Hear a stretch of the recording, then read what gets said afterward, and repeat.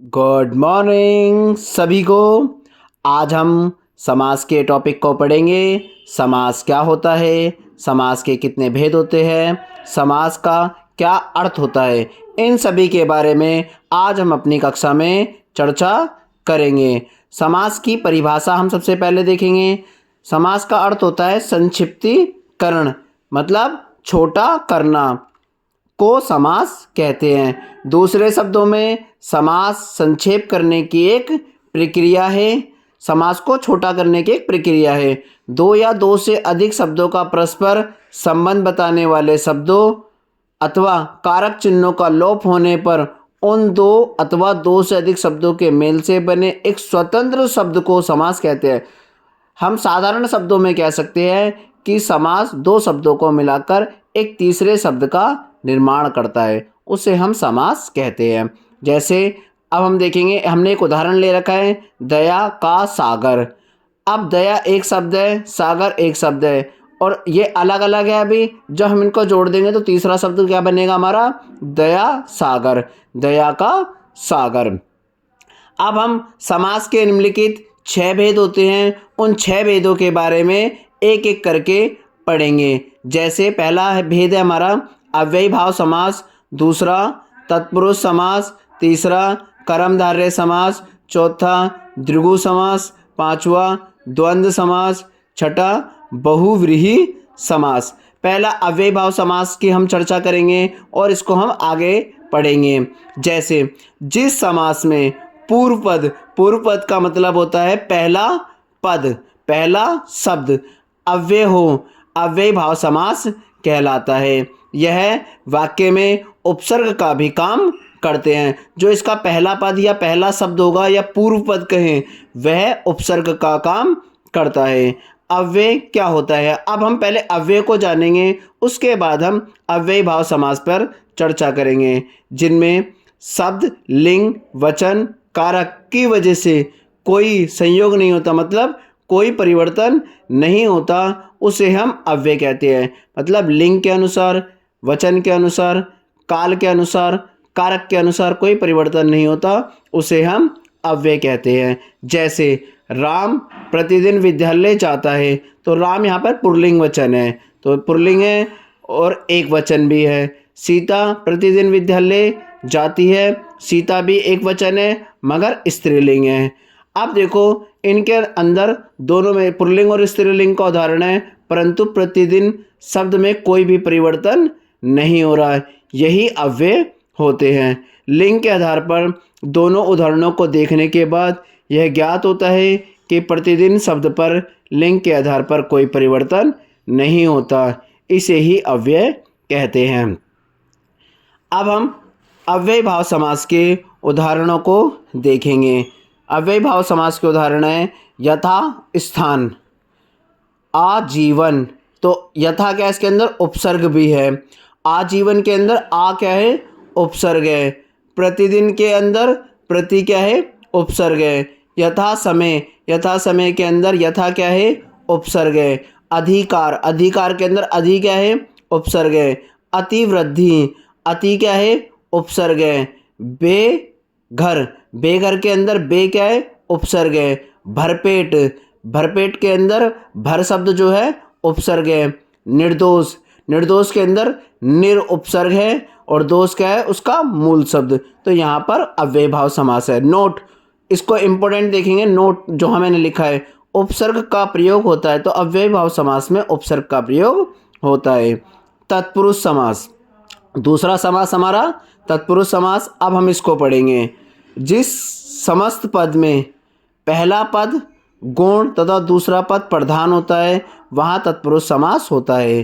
ठीक है, परिभाषा की तरफ हम नहीं जाएंगे क्योंकि हमारे एग्जाम में कभी भी परिभाषा नहीं पूछी जाती है, हमेशा हमें उदाहरण दिए जाते हैं और उदाहरण को ही देखकर हमें यह पता लगाना होता है कि कौन सा समास का प्रयोग उदाहरण में किया गया है। वैसे मैं आपको समझा देता हूँ। पहला पद गौण मतलब पहले पद की मुख्यता कम होगी और दूसरा पद मतलब दूसरा शब्द एक्टिव होगा, उसी से हमें पूरे समास का बोध होगा, वहाँ तत्पुरुष समास होता है। पहचान के लिए कारक चिन्हों का लोप होता है। इसके अंदर कारक चिन्ह क्या होंगे? लोप होंगे। नोट करके देखेंगे, मैंने यहाँ पे लिख रखा है के, का, की, से, सा, सी, के लिए, में, पर आदि। तो ये कारक चिन्हों का क्या होगा? लोप होता है। इससे हम जब हम शब्द को, उदाहरण को तोड़ेंगे तो हमारे कारक चिन्ह बाहर निकल कर आते हैं, और कारक चिन्ह बाहर निकल कर आ रहे हैं तो हमारा तत्पुरुष समास होता है। जैसे हम कुछ उदाहरण देखेंगे। मतदाता, तो मतदाता का अर्थ होता है मत को, मत मतलब वोट को देने वाला। गृह कट, गृह को काटने वाला, मतलब जो हमारे गृह होते हैं, क्लेश होते हैं, उनको काटने वाला। गुणहीन, गुण से हीन, तो उसे कहते हैं गुणहीन। हथकड़ी, हाथ के लिए कड़ी। धनहीन, धन से हीन। भयभीत, भय से भीत। प्रेम सागर, प्रेम का सागर। भारत रत्न, भारत का रत्न। आत्मविश्वास, आत्मा पर विश्वास। अब देखो ये जो मैंने शब्द लिख रखे, के, का, की, से, सा, सी, के लिए, में, पर आदि। अब हमने जितने भी उदाहरण देखे उनको तोड़ने के बाद ये शब्द निकल कर आ रहे हैं। को, से, के, से, का, पर। तो इस तरह से हम शब्द को तोड़कर अब तत्पुरुष समास की पहचान कर सकते हैं। अब हम इसी कड़ी में तीसरे समास को पढ़ेंगे, कर्मधारय समास। जिस समास में पूर्व पद विशेषण और उत्तर पद विशेष्य हो। पूर्व पद, जैसे कि मैं आपको पहले दोनों उदाहरणों में बता चुका हूँ, पूर्व पद होता है हमारा पहला पद। पहला पद हमारा विशेषण, विशेषण का अर्थ होता है किसी भी चीज़ की विशेषता को बताना। जैसे राम सुंदर लड़का है, तो राम की विशेषता क्या है? सुंदर। और उत्तर पद विशेष्य, मतलब जिसकी विशेषता बताई जाए उसे विशेष्य कहते हैं, कर्मधारय समास कहलाता है। इसमें भी उत्तर पद प्रधान होता है। उत्तर पद का मतलब दूसरा जो पद होगा वह प्रधान होता है। विशेषण, जिसके अंदर विशेषता को बताया जाता है उसे विशेषण कहते हैं। अब हम देखेंगे, अब हमने कुछ उदाहरण ले रखे हैं, उसको देखते हैं। जैसे हमने लिखा काली मिर्च, तो मिर्च की विशेषता क्या है? वह काली है। नील कमल, नीला है जो कमल, कमल की विशेषता क्या है? कि वो नीला है। नील गगन, तो गगन की विशेषता क्या है? वो नीला है।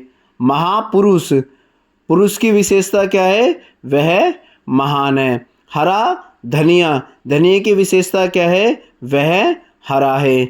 महाराजा, राजा की विशेषता क्या है? वह महान है। सज्जन, सज्जन की विशेषता क्या है? अच्छा, सत है जो जन, अच्छे हैं जो लोग। चंद्रमुखी, मुख की विशेषता क्या है? वह चंद्रमा के समान सुंदर है। तो इस तरह से हमारा कर्मधारय समास होता है। अब हम आगे पढ़ेंगे चौथा भेद इसी का, द्विगु समास।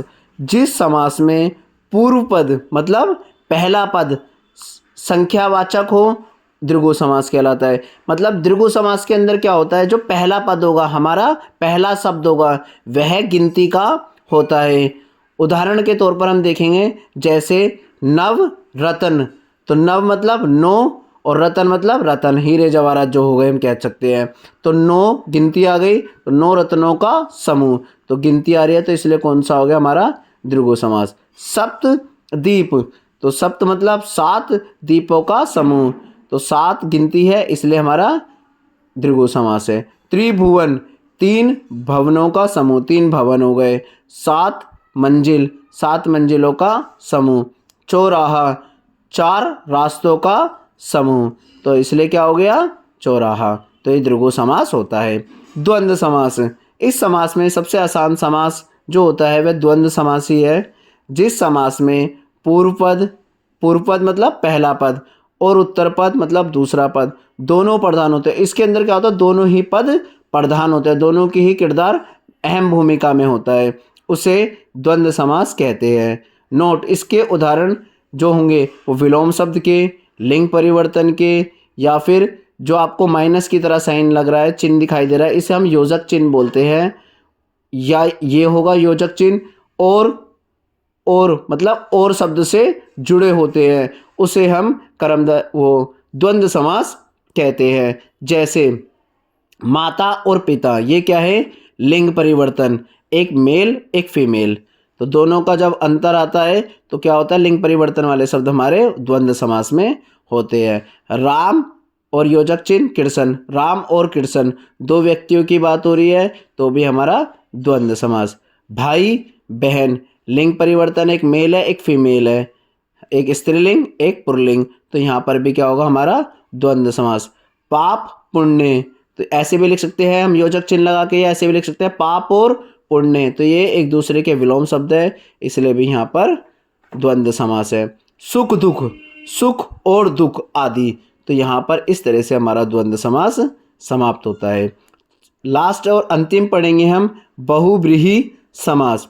जिस समास में दोनों पदों के माध्यम से एक विशेष तीसरे अर्थ का बोध होता है उसे बहुव्रीहि समास कहते हैं। तो बहुव्रीहि समास में क्या होता है, दो व्यक्तियों की बात होती है और अर्थ किसी तीसरे व्यक्ति की तरफ निकल कर आता है। तो साधारण शब्दों में कहें, हम पहले शब्द को और दूसरे शब्द को मिलाकर एक तीसरे शब्द का निर्माण करते हैं और तीसरा शब्द किसी तीसरे व्यक्ति की बारे में चर्चा को बताता है। जैसे नीलकंठ, अब हम शब्द को देखेंगे नीलकंठ, तो नीलकंठ से हमारे मन में आएगा किसी का कंठ नीला है, तो नीला कंठ किसका होता है, शिव जी भगवान का, तो अर्थ किसी तीसरे व्यक्ति पर निकल कर आया, बहुव्रीहि समास होता है।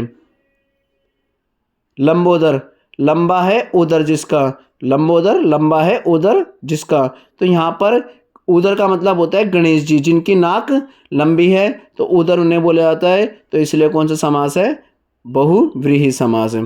त्रिलोचन, तीन आंखें, तो तीन आंखें किसकी है, अर्थ किस पर निकल कर आ रहा है, शिव जी भगवान पर। मक्खी चूस, अब मक्खी चूस शब्द से हमें लगेगा कोई मक्खी को चूस रहा है, मगर मक्खी चूस का एक अलग अर्थ निकल कर आता है, कंजूस व्यक्ति की तरफ इशारा करता है, तो जो बहुत कंजूस होता है उसे हम मक्खी चूस कहते हैं। जैसे हमने बोला गिरिधर, गिरिधर मतलब बोलते हैं जो गिरि को धारण करता है, गिरि मतलब पर्वत को धारण करने वाला, तो पर्वत को किसने धारण किया था, श्री कृष्ण भगवान ने, इसलिए भी बहुव्रीहि समास होता है। इस तरह से हमारे समास के 6 भेद खत्म होते हैं। अब हम इसके प्रैक्टिस टेस्ट पर चर्चा करेंगे।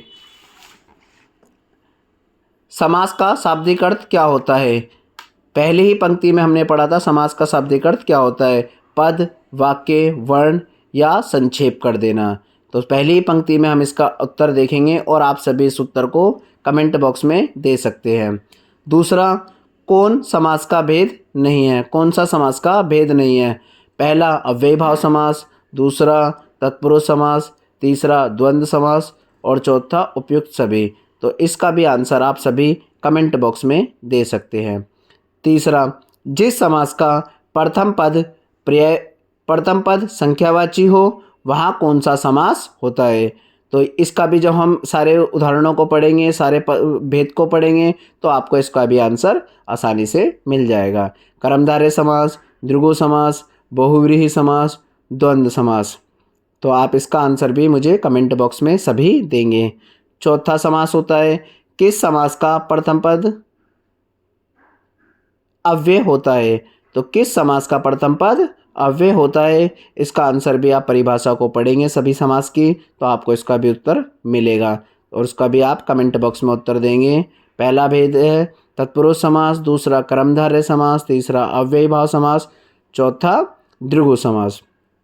पांचवा, किसमें अव्ययी भाव समास है, अब आपको बताना है अव्ययी भाव समास इनमें से किसमें होगा,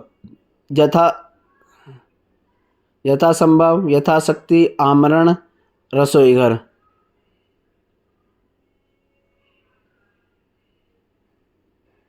चक्रपाणी में कौन सा समास है, चक्रपाणी में कौन सा समास है, बहुव्रीहि समास, द्वंद्व समास, द्विगु समास, तत्पुरुष समास।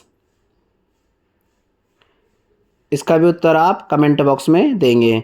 किसमें द्वंद्व समास नहीं है, रुपया पैसा, दिन रात, मामा मामी, निडर, तो द्वंद्व समास इसमें से किसमें नहीं है आपको ये बताना है, तो इसका आंसर भी आप कमेंट बॉक्स में देंगे। राज दरबार में कौन सा समास है, तत्पुरुष समास, कर्मधारय समास, अव्ययी भाव समास, बहुव्रीहि समास, इनका भी आंसर आप कमेंट बॉक्स में सभी देंगे। और सभी से मेरा अनुरोध है कि सभी चैनल को लाइक करें, सब्सक्राइब करें और वीडियो को ज़्यादा से ज़्यादा अपने दोस्तों में, अपने मित्रों में शेयर करें। धन्यवाद।